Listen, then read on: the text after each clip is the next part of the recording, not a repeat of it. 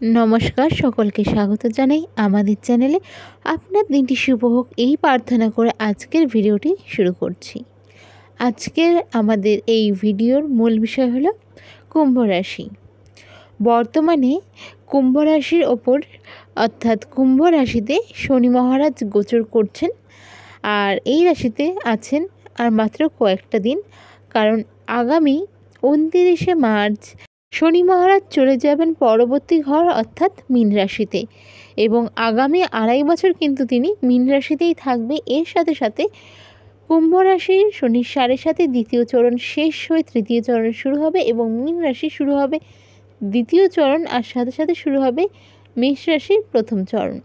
তো কুম্ভ রাশি নিয়ে যেহেতু বলছি, কুম্ভ রাশির জাতক জাতিকাদের ক্ষেত্রে এটা অবশ্যই কমেন্ট করে জানাবেন যদি আপনাদের সাথে মিলে যায় যে যখন প্রথম শুরু হয়েছিল শনির 7.5 2020-তে, হঠাৎ করে যে এফেক্ট পাবেন সেই ব্যাপারটা থাকে না, যে আজকেই শুরু হচ্ছে আজকেই পাচ্ছি। প্রথম দিকে কিছুটা সময় লাগে। ঠিক তেমনিভাবেও এই যে মকর রাশির যে মকর রাশির যে শনির 7.5টা ছেড়ে যাচ্ছে সারা 29শে মার্চ, 30শে মার্চ থেকেই যে এফেক্ট পাবে তা নয়, কিছুটা সময় লাগবে, যেটাকে আমরা আফটার এফেক্ট বলে থাকি।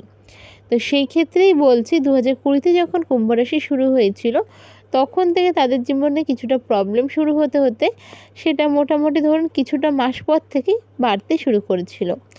কেমন ধরনের প্রবলেম? যারা জবের সাথে যুক্ত রয়েছেন, যারা সরকারি জবের সাথে যুক্ত রয়েছেন, হঠাৎ কোনো ট্রান্সফার, ওই সময় যেহেতু করোনা চলে এসেছিল, তো আরও অনেক ধরনের সমস্যা সরকারি অফিসারদের, ধরুন এই সিচুয়েশনেও ফিল্ড ভিজিট, কাজ, অনেক জায়গায় অফিস বন্ধ থাকার ফলে অনেক রকম প্রবলেম ফেস করতে হয়েছে। পরের দিকে অনেক কাজ হঠাৎ করে একটা মেন্টাল প্রেশার পড়ে গেছে। নানান ধরনের সার্ভের জন্য এই সময় ঘুরতে হয়েছে। যখন করোনা মহামারী সবার মাঝে একটা ভয় সৃষ্টি করেছিল, তখন হয়তো অনেকের ক্ষেত্রে না চাইতেও কাজ করতে হয়েছে।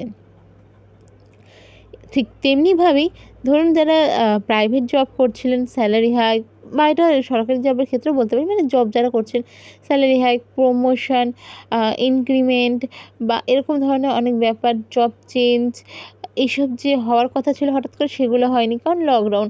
আমরা জিনিসটাকে লকডাউন হিসাবে ভেবে নিলে, করোনা হিসাবে ভেবে নিলেও সেটা কিন্তু যদি আপনারা একটা সময় বসে ভাবতে চান তো দেখতে পারবেন যে হ্যাঁ, ওই সময়টাতেই এগুলো শুরু হয়েছিল, কোনো না কোনোভাবে এই জিনিসগুলো হয়ে ওঠেনি। ঠিক সেইভাবে ব্যবসার ক্ষেত্রে তো ব্যবসা প্রায় বন্ধই হয়ে গেছিলো। এবার প্রচুর কুম্ভ রাশির জাতক জাতিকাদের, মকর রাশির জাতক জাতিকাদের, আর সেই সময় হচ্ছে ধনুরাশির জাতক জাতিকাদের সেই সময় যে মেন চলছিল এই 7.5টা, তো তাদের জিজ্ঞাসা করলে আপনারা জানতে পারবেন অনেকের বিজনেস বন্ধ হয়ে গেছে, সেটা হয়তো স্টার্ট করতে পারেনি।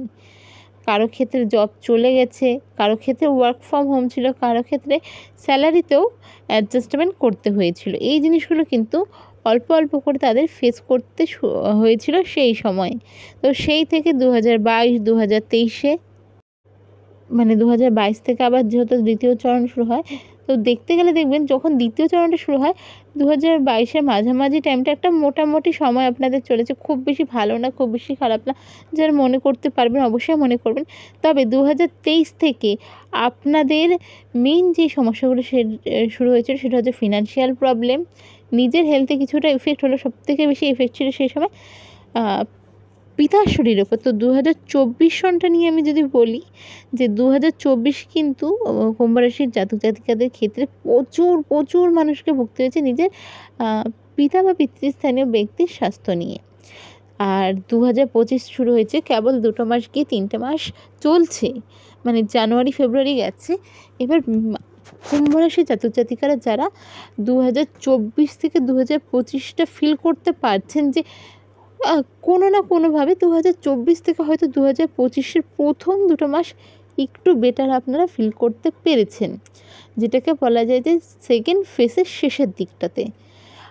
কারা আপনারা ফিল করতে পেরেছেন হয়তো কোনোভাবে একটু মানসিক চাপটা কম, একটু দৌড়াদৌড়ি কম, একটু ফিজিক্যালি আপনাকে অ্যাক্টিভ এতটা থাকতে হচ্ছে যার জন্য প্রচণ্ডভাবে টায়ার্ড হয়ে যাচ্ছেন, এই জিনিসগুলো একটু কম করতে হয়েছে।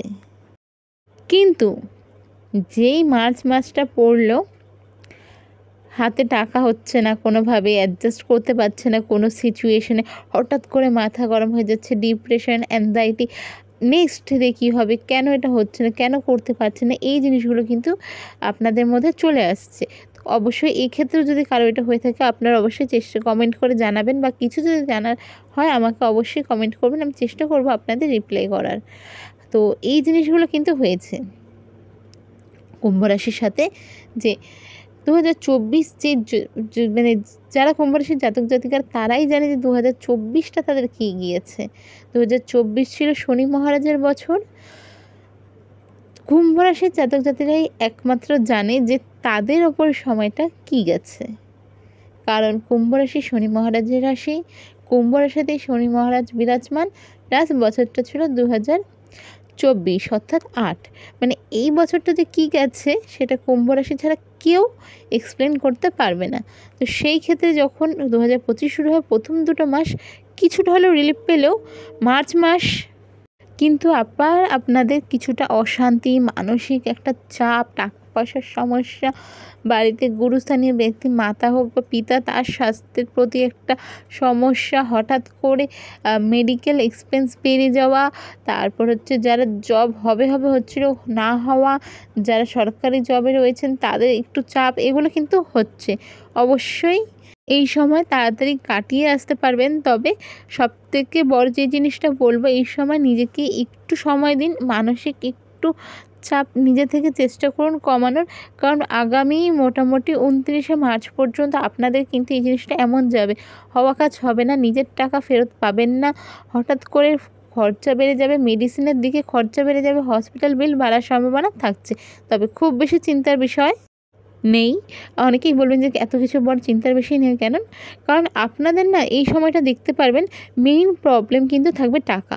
মানে টাকাই আপনাদের মেইন প্রবলেম। একটু শান্তভাবে চিন্তা করবেন যে আপনার অ্যাংজাইটির কারণ কী? টাকা থাকলে আপনি হয়তো এই জিনিসটা করতে পারবেন। আপনাদের ট্রিটমেন্টের জন্য টাকা দরকার। এই প্রবলেমে কিন্তু টাকাই আপনাদের একটু প্রবলেমেটিক সিচুয়েশনে ফেলতে পারে। তো এর জন্য কি করবেন, অবশ্যই রেমেডি করুন। প্রত্যেক দিন না সানসেটের পর খালি পায়ে যদি সম্ভব হয়, খুব ভালো, নয় তো আধা ঘন্টা হাঁটার চেষ্টা করুন। শনিবার করে অবশ্যই সরষের তেল, লোহার জিনিস, কাঁচি, ছুরি এসব জিনিস কিনবেন না, লবণ কিনবেন না, ঝাড়ু কিনবেন না। আর তার সাথে সাথে চেষ্টা করবেন শনিবার দিন যদি সম্ভব হয় কাউকে আপনার সামর্থ্য অনুযায়ী কিছু ভোজন করানোর চেষ্টা করবেন, সেটা যেন যদি সম্ভব হয় নিরামিষ হয়, প্যাকেজ ফুডও দিতে পারেন, তবে দেখে নেবেন। তবে অবশ্যই দুস্থ ব্যক্তি বা নিডি পার্সন হতে হবে, যাকে তাকে কিনে দিলে কিন্তু হবে না।